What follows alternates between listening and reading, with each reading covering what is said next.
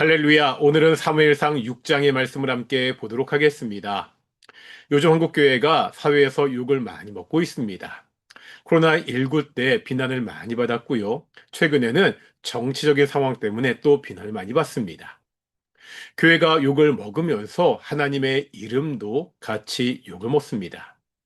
인터넷 게시판을 보면 주식회사, 예수님, 사막, 잡신이라는 표현들을 많이 볼 수 있습니다.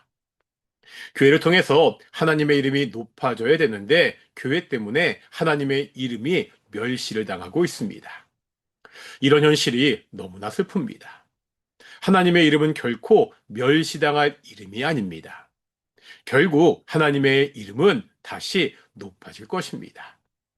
이미 모았던 사무엘상 4장과 5장에는 하나님의 언약궤에 대한 이야기가 나옵니다. 이스라엘은 블레셋과의 전쟁에서 패배하고 하나님의 언약궤마저 빼앗기고 맙니다. 블레셋은 언약궤를 자신들이 믿는 다곤의 신전에 둡니다. 이때 언약궤의 모습을 보면 포로 같습니다. 하나님이 우상신의 신전에 포로로 끌려온 것 같은 모양새입니다. 하나님의 언약궤가 이방인들에게 멸시당하고 있습니다.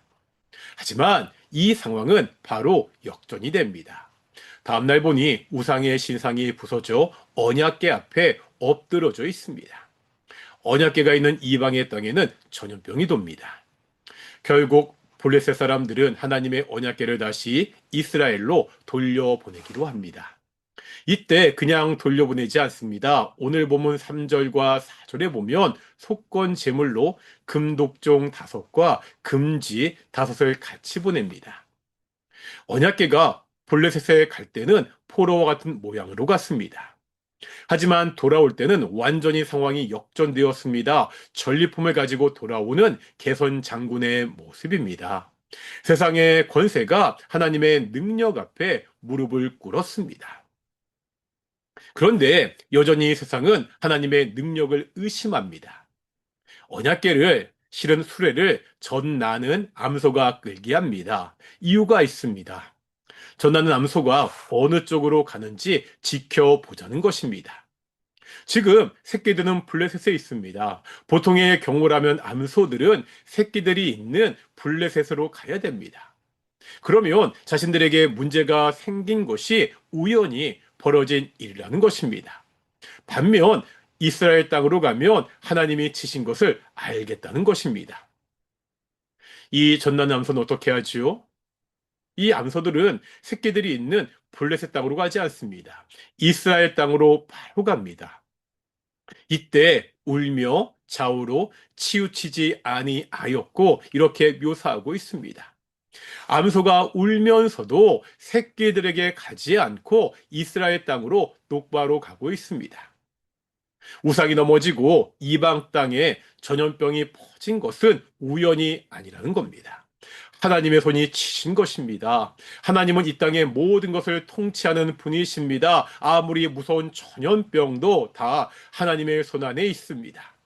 오늘 본문은 오직 하나님만이 영광을 받으실 만한 분이라는 것을 보여주고 있습니다. 처음에 말씀드렸듯이 교회 때문에 하나님의 이름이 욕을 먹고 있습니다. 이제 우리 한국교회를 통해서 하나님의 이름이 영광 받으시도록 해야 됩니다. 참 어려운 시대에 오직 하나님의 영광을 돌리는 삶을 그렇게 살아가는 우리 성도들이 되시기를 소망합니다. 기도하시겠습니다.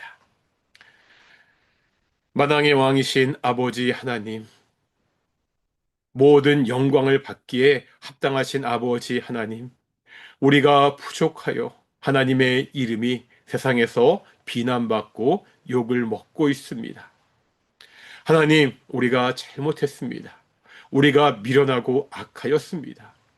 이제 우리가 죄에서 돌이켜 오직 하나님께 영광을 돌리는 삶을 살 수 있도록 인도해 주시옵소서. 오직 이 나라 가운데 하나님의 이름이 영광으로 높아지기를 소망합니다. 하나님이 우리의 삶을 인도하시고 지켜 주시옵소서.